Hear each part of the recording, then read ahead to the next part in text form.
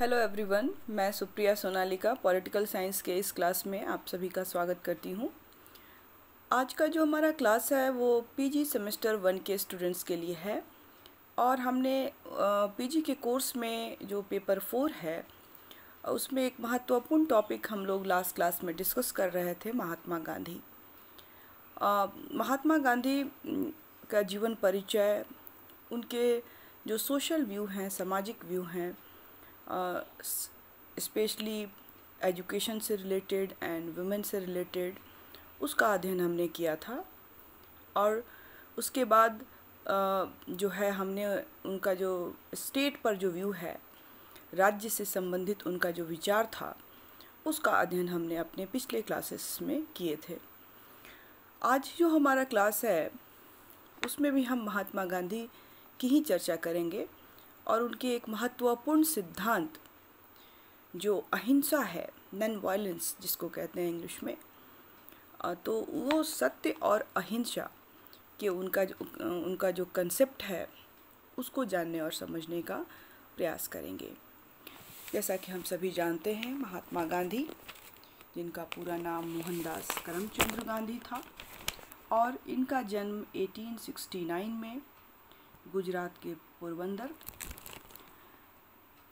जो जगह है वहाँ पे हुआ था। और ये आधुनिक भारत के एक महान जननायक और समाज सुधारक और नैतिक दार्शनिक, मोरल फिलोसोफर थे। गांधी ने सत्य और अहिंसा, ट्रुथ एंड नॉन वायलेंस के सिद्धांतों के आधार पर मानवता को समाज के नवनिर्माण की नई चेतना की राह दिखाई थी। वे वर्तमान भारत के राष्ट्र निर्माता थे और उन्हें भारतवासी राष्ट्रपिता अथवा बापू के नाम से भी जानते हैं या याद करते हैं। उनके उच्च जो चरित्र और धार्मिक रुझान को देखकर कविवर रविंद्रनाथ टैगोर ने 1861 से लेकर 1941 जो जिनका जीवन काल रहा है में उन्होंने महात्मा शब्द जो है, गांधी के लिए महात्मा शब्द जो है वो उसका यूज किया था और उसे यह कहकर उन्हें संबोधित किया था। और वो आज भी जो है वो महात्मा गांधी के नाम से लोकप्रिय हैं। राजनीति को उन्होंने महान धार्मिक और नैतिक लक्ष्य की सिद्धि के लिए अपनाया था और अपनी आत्मकथा सत्य के प्रयोग माई एक्सपेरिमेंट विथ ट्रुथ 1929 में जिसको उन्होंने लिखी थी के अंतर्गत उन्होंने अपने जीवन के अनुभवों को पूरी सच्चाई के साथ व्यक्त किया था। उनके विचार अनेक पुस्तकों, लेखों और प्रवचनों इत्यादि के रूप में बिखरे हुए हैं। उन्होंने किसी नए वाद को जन्म नहीं दिया और स्वयं यह स्वीकार किया कि गांधीवाद नाम किसी विचारधारा का कोई अस्तित्व नहीं है। गांधी जी ने अपने विचारधारा या सिद्धांतों को विशेष प्रणाली के रूप में विकसित करने के विचार से किसी विवेचनात्मक ग्रंथ की रचना नहीं की, बल्कि व्यवहारिक जीवन में जो भी समस्याएं समय समय पर उनके सामने आईं, उनका समाधान वो करते चले गए। सत्य जिस रूप में उनके प्रति प्रकट होता चला गया, उसे स्वीकार करने से वे कभी नहीं पीछे हटते और फिर भी उन्होंने कुछ निश्चित सिद्धांत अवश्य विकसित किए। सत्य और अहिंसा के आदर्श उनके जीवन का मूल मंत्र था, जिसके आधार पर उन्होंने अपनी राजनीतिक कार्रवाई के तरीके को विकसित किया और प्रसिद्ध अमेरिकी अश्वेत नेता मार्टिन लूथर किंग जो थे, जिनका जीवन काल 1929 से 1969 तक था, ने अपने नागरिक अधिकार आंदोलन में के दौरान अपने अपने आप को गांधी के अनुयायी के रूप में स्वीकार किया है। और तो ये कुछ प्रारंभिक चीज़ें थी गांधी के बारे में। अब हम जानेंगे उनका जो सत्य और अहिंसा, स्पेशली नॉन वायलेंस पर क्या उनके विचार थे, उसको जानने और समझने का हम प्रयास करेंगे। उन्होंने अपनी आत्मकथा सत्य के प्रयोग, my experiment with my truth, जो 1929 में उन्होंने लिखी थी, के अंतर्गत गांधी ने लिखा है कि मेरे निरंतर अनुभव ने मुझे विश्वास दिला दिया है कि सत्य से अलग कोई ईश्वर नहीं है और सत्य ही सिद्धि का एकमात्र उपाय, और सत्य की सिद्धि का एकमात्र उपाय जो है वो है अहिंसा। अहिंसा की अखंड साधना से ही सत्य का पूर्ण साक्षात्कार प्राप्त किया जा सकता है। वस्तुतः ईश्वर की तरह सत्य का साक्षात्कार भी बहुत कठिन है, क्योंकि वह अत्यंत रहस्यमय है। बड़े बड़े ऋषि मुनि, ज्ञानी और महिषी उसके भेद को भी नहीं जान सके हैं, तो साधारण मनुष्य उसे कैसे पहचान पाएगा। वह तो अपनी उसकी ओर जाने वाले मार्ग पर ही चल सकता है, और वह मार्ग है अहिंसा। सत्य को प्राप्त करना है तो अहिंसा के साधनों के यूज करके ही, अहिंसा का रास्ता अपना के ही उसे पाया जा सकता है। महाभारत में अहिंसा परमो धर्म की शिक्षा दी गई, अर्थात अहिंसा परम धर्म है। महात्मा बुद्ध और भगवान महावीर ने भी अपने अनुयायियों को अहिंसा का पाठ पढ़ाया। पश्चिम में ईसा मसीह ने सारे संसार को अहिंसा की शिक्षा दी, परंतु अहिंसा का स्वरूप क्या है? इस शब्द का मूल अर्थ है ऐसा व्यवहार जिसमें हिंसा का सहारा ना लिया जाए, अर्थात किसी जीव को पीड़ा ना पहुंचाई जाए। परंतु यह तो अहिंसा का नकारात्मक पक्ष है, जो यह बताता है कि मनुष्य को क्या नहीं करना चाहिए। दूसरी ओर गांधी जी ने अहिंसा के सकारात्मक पक्ष पर बल दिया है, जो यह निर्देश देता है कि मनुष्य को क्या करना चाहिए। यह विचार हमें सर्वव्यापक परमात्मा की ओर ले जाते हैं, और जो सत्य और चिन्मय रूप में है, और वह समस्त जीव जगत में व्याप्त है। महात्मा बुद्ध उसे विश्वात्मा की संज्ञा देते हैं और बतलाते हैं कि किसी भी जीव को कष्ट पहुंचाने से विश्वात्मा को दुख पहुंचता है। महात्मा गांधी एक कदम आगे बढ़कर कहते हैं, अतः विश्व के समस्त जीवों से प्रेम करो।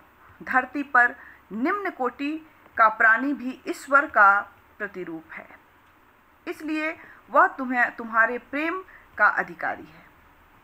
आबू बिन आदम को ज्ञान देने वाले फरिश्ते की सीख को दोहराते हुए गांधी जी कहते हैं कि जो मनुष्य अपने साथ बिताने वाले मनुष्य से प्यार करता है, वही ईश्वर से प्यार करता है। कविवर रविंद्रनाथ टैगोर की तरह वे भी अनुभव करते हैं कि यदि तुम्हें ईश्वर की झलक देखनी है तो वह तुम्हें खेतों में कड़ी दोपहर को काम करने वाले मजदूर के माथे पर लुढ़कती हुई पसीनों की बूंदों में मिलेगी। गांधी जी केवल उपदेश ही नहीं देते, बल्कि स्वयं हरिजनों की बस्ती में जाकर रहते हैं और एक सच्चे तपस्वी की तरह लंगोटी पहनकर जीवन बिता देते हैं, ताकि उन्हें हर समय यह अनुभव होता रहे कि जिस गरीब किसान के पास तन ढकने के लिए वस्त्र नसीब नहीं होता, तो वह अपना समय कैसे काटता होगा। अतः अहिंसा का सकारात्मक पक्ष है मानव प्रेम। अहिंसा का सिद्धांत या नीति जिसमें अपने विरोधियों को प्रेम से जीता जाता है, घृणा या लड़ाई से नहीं। अहिंसक की दृष्टि में कोई भी घृणा का पात्र नहीं हो सकता, पापी भी नहीं। गांधी जी बाइबल के इस वाक्य के अनुयायी हैं, पाप से घृणा करो, पापी से नहीं। बाइबल में एक बहुत ही इम्पोर्टेंट लाइन लिखी हुई है कि जो पाप से घृणा करो, पापी से नहीं। Hate the sin and not the signer.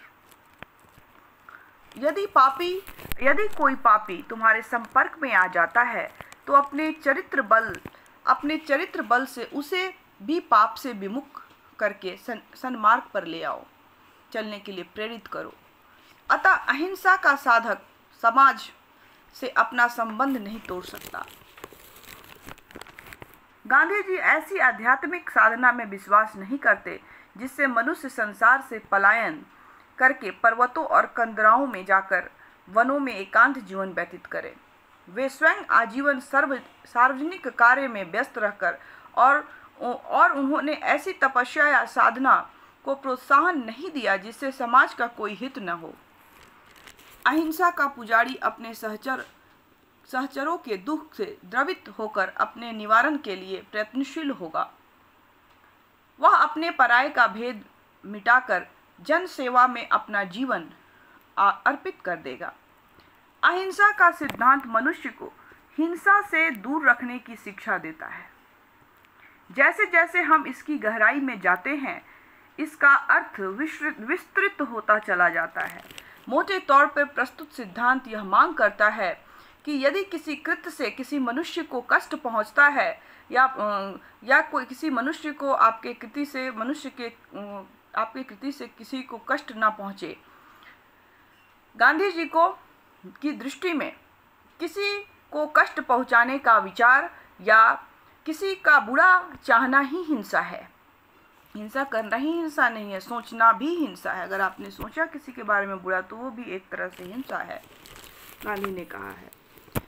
फिर हिंसा है। फिर अपनी तात्कालिक आवश्यकताओं से अधिक वस्तुएं ग्रहण करना या धन बटोरना भी हिंसा है, क्योंकि ऐसा करने से हम दूसरों के उचित अधिकार या हिस्से से वंचित करते हैं। दूसरे को उसके अधिकार से जो है हम वंचित करते हैं। यहाँ तक कि पर्यावरण में भी किसी तरह की गंदगी या प्रदूषण फैलाना भी हिंसा है, क्योंकि इससे जन स्वास्थ्य को क्षति पहुँचने का अंदेशा है। और यह देखा जाए तो नागरिकता के सारे आदर्श और सदाचार के सारे नियम अहिंसा के विचार क्षेत्र में आ जाते हैं।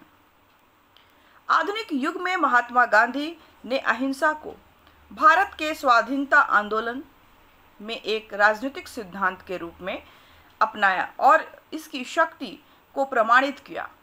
गांधी जी ने यह सिखाया कि अहिंसा निर्बल व्यक्तियों का आश्रय नहीं, बल्कि शक्तिशालियों का अस्त्र है।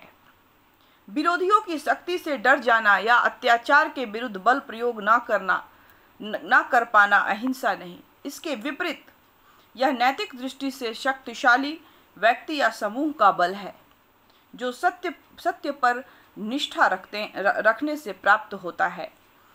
अहिंसा स्वयं एक शक्ति है जिससे विरोधियों के हृदय में विजय प्राप्त की जा सकती है। यह एक भौतिक शक्ति है। यह एक भौतिक शक्ति को आध्यात्मिक शक्ति के रूप में आध्यात्मिक शक्ति के आगे झुकने की कला है। मनुष्य के लिए अहिंसा आत्मशुद्धि का साधन है। जब मनुष्य के मन में कोई मैल नहीं रह जाता, तब उसमें इतनी नैतिक शक्ति आ जाती है जो अन्याय करने वाले का हृदय परिवर्तित कर देती है। अहिंसा का साधन सत्य के प्रति अनन्य निष्ठा रखकर असत्य की शक्ति को परास्त करना है। असत्य की शक्ति को परास्त करने की क्षमता है। समकालीन परिस्थितियों में अहिंसा का महत्व और भी बढ़ गया है।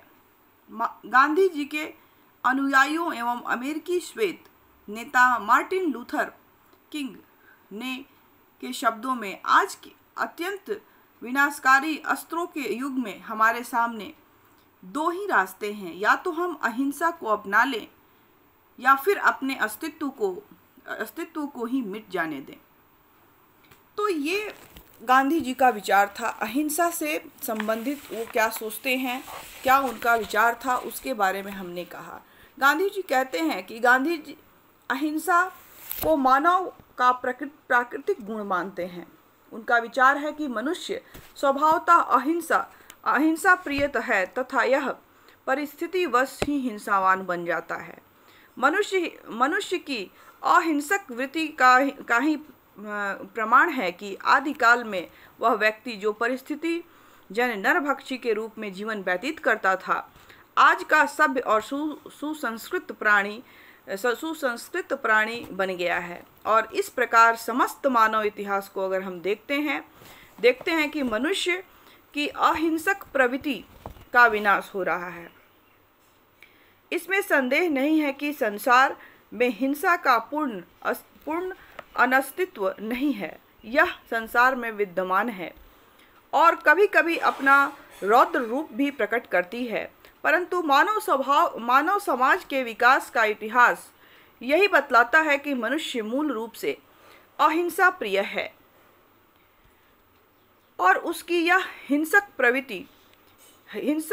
वृत्ति के कारण ही मानव जाति निरंतर बढ़ती जा रही है। अहिंसक वृत्ति के कारण ही मानव जाति निरंतर बढ़ती जा रही है। इस प्रकार अहिंसा को मानव जगत का सर्वोच्च नियम मानते हुए गांधी जी का मत है कि अहिंसा के आधार पर एक सुव्यवस्थित समाज की स्थापना और मानव समाज की भावी उन्नति संभव है। गांधी जी के अनुसार अहिंसा का अर्थ केवल हत्या न करना नहीं, वरन अहिंसा से उनका तात्पर्य अन्य किसी भी प्रकार से अपने विरोधियों को कष्ट न पहुंचाना है। 9 मार्च 1920 के यंग इंडिया के अंक में गांधी जी ने लिखा था, पूर्ण अहिंसा सभी प्राणियों के प्रति दुर्भावना के अभाव का नाम है। इस प्रकार अहिंसा अपने क्रियात्मक रूप में सभी जीवधारियों के प्रति सद्भावना का नाम है। यह तो विशुद्ध प्रेम है। उन्होंने अपने यंग इंडिया जो उनकी पत्रिका है उसके अंतर्गत जो है ये बातें जो है वो लिखी थी।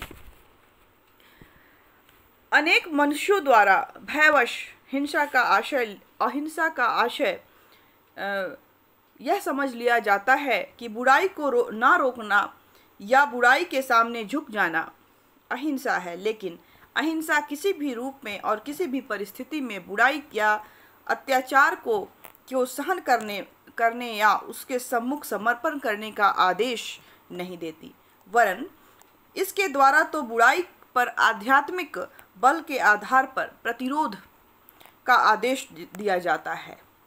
स्वयं गांधी जी कहते हैं, गांधी जी के शब्दों में, अहिंसा का तात्पर्य अत्याचारी के प्रति नम्रतापूर्ण समर्पण नहीं है, वरन इसका तात्पर्य अत्याचारी की मनमानी इच्छा का आध्यात्मिक बल के आधार पर उसका प्रतिरोध करना है। महात्मा गांधी का दृढ़ विश्वास था कि मनुष्य और समाज की स्थिति में रक्तपूर्ण क्रांति के आधार पर नहीं, वरन अहिंसात्मक पद्धति के आधार पर ही सुधार संभव है। उनका विश्वास है कि प्रत्येक मनुष्य में चैतन्य शक्ति होती है और नैतिक प्रभाव द्वारा इस चैतन्य शक्ति को जागृत करके उसका हृदय परिवर्तित किया जा सकता है। गांधी जी अहिंसा से आध्यात्मिक बल पाते थे और उनका विश्वास था कि अहिंसा में कठोर हृदय को भी पिघला देने की क्षमता होती है या शक्ति होती है।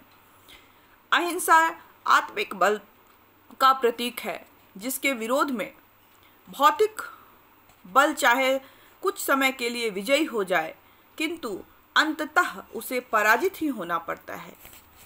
अहिंसा केवल जो है वो कुछ लोगों के लिए संभव है और वह भी स्वाभाविक रूप से, जबकि अहिंसा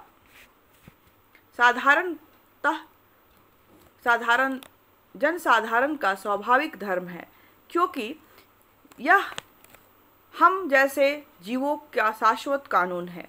गांधी जी का अहिंसा में दृढ़ विश्वास था और उन्होंने अहिंसा के निम्नलिखित 3 अवस्थाएं बतलाई हैं। पहला, जागृत अहिंसा, इनलाइटेंड नॉन वायलेंस। इसे अहिंसा का सर्वोत्कृष्ट रूप कहा जा सकता है और यह साधन संपन्न या बहादुर व्यक्तियों की अहिंसा है। अहिंसा के इस रूप को दुखद आवश्यकता के कारण नहीं, वरन नैतिक धारणाओं पर दृढ़ आस्था के आधार पर ही अपनाया जा सकता है। जागृत अहिंसा से पूर्ण व्यक्ति में प्रहार करने की क्षमता रहती है, किंतु वह इसका इच्छुक नहीं होता। अहिंसा के इस रूप को केवल राजनीतिक क्षेत्र में ही नहीं अपितु जीवन के सभी क्षेत्रों में दृढ़ता के साथ अपनाया जाना चाहिए। अहिंसा के इस रूप में ही असंभव को संभव बनाने और पहाड़ों को भी हिला देने की शक्ति होती है। दूसरा जो उन्होंने प्रकार बताया है, दूसरा जो उसका जो अवस्था बताई है, वह है औचित्यपूर्ण अहिंसा, रीजनेबल नॉन वायलेंस। अहिंसा के इस रूप को जीवन के क्षेत्र में किसी विशेष आवश्यकता के पड़ने पर औचित्य अनुसार एक नीति के रूप में अपनाया जाता है। यह निर्बल व्यक्तियों की अहिंसा या असहाय व्यक्तियों की निष्क्रिय प्रतिरोध होती है। इसमें नैतिक विश्वास के कारण नहीं, वरन निर्बलता के कारण ही हिंसा का प्रयोग किया जाता है। फिर भी यदि ईमानदारी, साहस और सावधानी पूर्वक एक नीति के रूप में अपनाया जाए तो इससे कुछ सीमा तक वांछित लक्ष्य की प्राप्ति की जा सकती है, लेकिन यह जागृत अहिंसा के समान प्रभावशाली नहीं हो सकती। आंतरिक विश्वास नहीं है, वरन परिस्थितियों की मांग पर आधारित होने के कारण अहिंसा के इस रूप में आवश्यक होने पर हिंसा का भी प्रयोग किया जा सकता है। तीसरा जो स्वरूप उन्होंने बताया है, अवस्था बताई है, वो वीरुओं की अहिंसा, नॉन वायलेंस ऑफ कॉवर्ड्स। कई बार डरपोक और कायर व्यक्ति भी अहिंसा का कदम भरते हैं, किंतु इनकी इस प्रवृत्ति को अहिंसा नहीं, वरन डरपोक और कायर व्यक्तियों की निष्क्रिय हिंसा ही कहा जाना चाहिए। डरपोक संकट का सामना करने की अपेक्षा उससे भाग जाता है, जो कि नितांत अमानवीय, अप्राकृतिक और असम्मानजनक है। गांधी जी के शब्दों में कायरता और अहिंसा पानी और आग की भांति एक साथ नहीं रह सकते। अहिंसा वीरों का धर्म है और अपनी कायरता को अहिंसा की ओट में छिपाना निंदनीय तथा घृणित कार्य है। यदि कायरता और हिंसा में से किसी एक का चुनाव करना हो तो गांधी जी हिंसा को स्वीकार करते हैं। इस संबंध में उनका स्पष्ट विचार है कि यदि हृदय में हिंसा भरी हो तो हम अपनी कमजोरियों को छिपाने के लिए अहिंसा का आवरण पहने। इससे हिंसक होना ही अच्छा है। वस्तुतः गांधी जी कायरता के पक्ष में कतई भी नहीं थे। इस प्रकार गांधी जी अहिंसा को कायरता की संज्ञा देना नितांत अनुचित है। यह कायरता या पलायनवादी प्रवृत्ति का परिचायक नहीं, वरन आत्मिक बल के रूप में वीरों का वास्तविक आभूषण है। तो गांधी जी ने इस तरह से अहिंसा को किया है कि किसी भी कारण से, किसी भी सोच में, खाली सिर्फ व्यवहार ही नहीं, मतलब अगर हम किसी के बारे में बुरा सोचते भी हैं तो ये भी अहिंसा है। हमें जो है अहिंसा किसी के लिए बुरा कुछ करना ही नहीं है। किसी भी जीव के प्रति जो है बुरा भावना, बुरी बातें सोचना या कुछ गलत करना ही अहिंसा नहीं है। सिर्फ सोच लेना भी जो है वो जो है एक अहिंसा का ही रूप है। और वो गांधी जी मानते हैं कि यह उनका जो है बहुत ही महत्वपूर्ण विचार है, सत्य और अहिंसा। और उन्होंने जो है सत्य और अहिंसा को अपने जीवन में इम्प्लीमेंट किया, लागू किया और उसको जो है उसके द्वारा जो है यह प्रूव किया कि किस तरह से जो है व्यक्ति जो है अहिंसा को अपनाकर भी बिना हिंसा किए भी समाज में एक अच्छे वातावरण को बना सकता है, जिसमें सभी व्यक्ति जो हैं वो अपनी हिंसात्मक प्रवृत्ति को छोड़कर अच्छे ढंग से रह सकते हैं, एक नैतिकता के साथ रह सकते हैं। इसके बाद हम देखेंगे कि गांधी जी के जो योगदान हैं राजनीति शास्त्र में, गांधी जी का क्या योगदान रहा है उसको हम लोग जानने का प्रयास करते हैं। तो विश्व के विचार, जीवन और संस्कृति को गांधी जी की महत्वपूर्ण जो है वो देन है। जिस समय महात्मा गांधी ने सार्वजनिक क्षेत्र में पदार्पण किया, उस समय सामाजिक, राजनीतिक और आर्थिक वातावरण अत्यंत जो थी वो भ्रष्ट थी। सर्वत्र यह मान्यता प्रचलित थी कि नैतिकता के नियम तो व्यक्तिगत जीवन के लिए हैं और सार्वजनिक जीवन तो नैतिक मापदंडों से परे है। गांधी जी की अंतरात्मा सर्वत्र फैली हुई हिंसा और भ्रष्टता से क्षुब्ध हो उठी और उन्होंने नैतिक मूल्यों को सार्वजनिक जीवन का आधार बनाने का संकल्प लिया। उन्होंने अपने व्यवहार और कार्य से यह सिद्ध कर दिया कि सत्य और अहिंसा व्यक्तिगत व्यवहार के ही नहीं वरन सार्वजनिक और विशेषतया राजनीतिक व्यवहार के भी आधार बन सकते हैं तथा आत्मबल से पशु बल की चुनौती का सफलतापूर्वक सामना किया जा सकता है। गांधी जी की समस्त राजनीतिक दर्शन पर आधारित है। राजनीति दर्शन पर आधारित है, धर्म दर्शन पर आधारित है। उन्होंने राजनीति को वर्तमान युग की कूटनीति से ऊंचा उठाकर नैतिकता के उच्च स्तर पर पहुंचाया और कहा कि सार्वजनिक तथा नैतिक जीवन में भी श्रेष्ठ लक्ष्य की प्राप्ति के लिए नैतिक साधनों का ही प्रयोग किया जाना चाहिए। मतलब साधन भी आपके पवित्र होने चाहिए, ये नहीं कि आप उस गलत साधनों का प्रयोग करके किसी चीज़ को प्राप्त कर लें। साथ ही उन्होंने धर्म को कर्मकांड तथा पाखंडों से मुक्त किया और उसे संकुचित न रखकर व्यापक रूप प्रदान किया। उन्होंने धर्म में एक ऐसे मानवतावादी रूप का प्रतिपादन किया जिसका एकमात्र लक्ष्य मानवता तथा दरिद्र नारायण की सेवा करना होता है।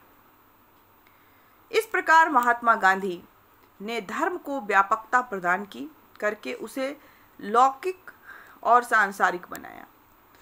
यह कहा जा सकता है कि महात्मा गांधी ने राजनीति का आध्यात्मिकरण और धर्म का अलौकिकरण किया है। इस संबंध में स्टैफर्ड क्रिप ने लिखा है, मैं भी समय के या आधुनिक इतिहास के किसी भी ऐसे व्यक्ति को नहीं जानता जिसने भौतिक वस्तुओं के ऊपर आत्मा की शक्ति का प्रदर्शन इतने महत्वपूर्ण, इतने प्रभावपूर्ण और विश्वसनीय तरीके से किया हो। इसी प्रकार डॉक्टर राधाकृष्णन के शब्दों में गांधी नैतिक एवं आध्यात्मिक क्रांति के महान देवता के रूप में सदैव स्मरण किए जाएंगे।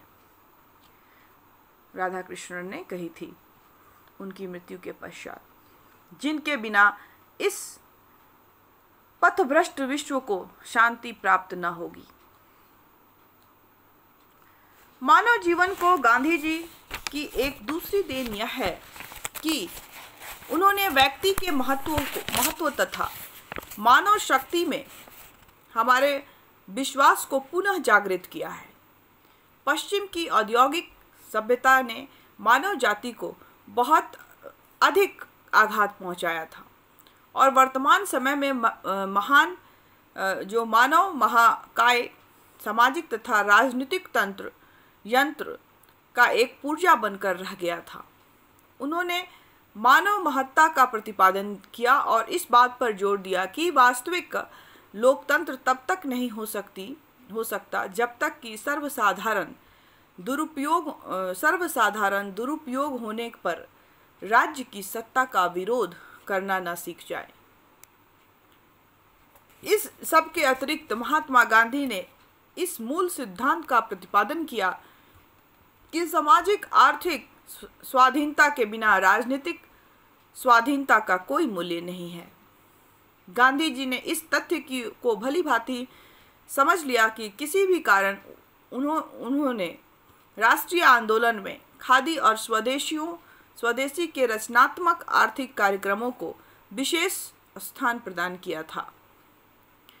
गांधी के योगदान के संदर्भ में आचार्य जे.बी. कृपलानी के शब्द में कहा जा सकता है कि राजनीति का सत्य अहिंसा और साधनों की पवित्रता के द्वारा आध्यात्मिकरण करके अन्याय एवं निरंकुशता का सत्याग्रह द्वारा सामना कर तथा अपने रचनात्मक कार्यक्रमों द्वारा गांधी ने सामाजिक, राजनीतिक एवं आर्थिक जीवन का संयोग एवं समन्वय करने का प्रयत्न किया तथा प्रभावशाली लोकतंत्र की स्थापना कर उन्होंने न्याय और समानता पर आधारित समाज की नींव डालकर विश्व शांति के लिए मार्ग प्रशस्त किया।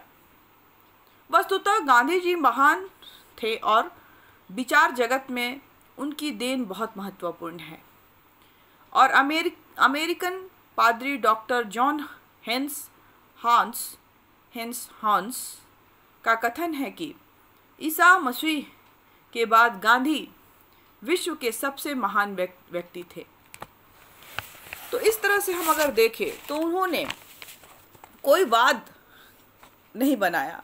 उन्होंने जो भी विचार, जो भी उनके सामने जो प्रॉब्लम्स आए और उन्होंने अपने जीवन में के द्वारा जो उसको ठीक करने का, उसको सुधार करने का जो प्रयास किया, वही उन सिद्धांत बन गए। और वो एक महान मानवतावादी थे, चाहे उनके राजनीतिक विचार हों, आर्थिक विचार हों, सामाजिक विचार हों, समाज में समानता, न्याय को एस्टेब्लिश करने के लिए, महिलाओं को समान अधिकार देने के लिए और हर व्यक्तियों के लिए काम करना जो है वो अनिवार्य किया। कुटीर उद्योगों पर बल दिया। शिक्षा के द्वारा वह समाज में परिवर्तन करना चाहते थे, बुनियादी शिक्षा को लागू करना चाहते थे। पाश्चात्य शिक्षा के समर्थक नहीं थे वो। और जो हमारा राजनीतिक क्षेत्र है उसमें जो है आइडियल स्टेट की बात करते हैं, जहाँ पे लोक कल्याणकारी राज्य हो, जहाँ सभी व्यक्तियों के लिए जो है समुचित सारे अधिकारों की उनको प्राप्ति हो, ज़रूरतों की न्यूनतम आवश्यकताओं की पूर्ति हो और व्यक्ति के जीवन स्तर में सुधार हो सके। तो उस समय की जो तात्काल परिस्थितियाँ थीं जिसमें उन्होंने सत्य, अहिंसा, परोपकार, दया, जितनी भी ये चीज़ें थीं, इन सब को अपने जीवन में लागू किया। और उनका मानना था कि चाहे कुछ भी हो जाए, हम गलत साधनों का प्रयोग नहीं कर सकते हैं। कुछ प्राप्त करने के लिए हमारे साधन भी उतने ही पवित्र होने चाहिए, ये नहीं कि हम उसको गलत तरीके से प्राप्त कर लें। और अहिंसा, जिसके अंतर्गत उन्होंने किसी भी जीव को किसी भी तरह से कोई कष्ट ना पहुंचाना, इसका शाब्दिक अर्थ है। लेकिन गांधी ने इसके विस्तृत रूप को और भी समझाने का प्रयास किया है कि अगर हम किसी के लिए बुरा भी सोचते हैं तो वो भी एक अहिंसा है।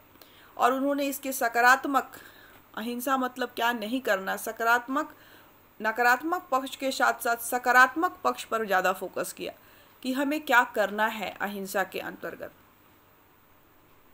और इस तरह से हम देखें तो भारतीय राजनीतिक चिंतन में महात्मा गांधी का जो स्थान है वो बहुत ही महत्वपूर्ण स्थान है।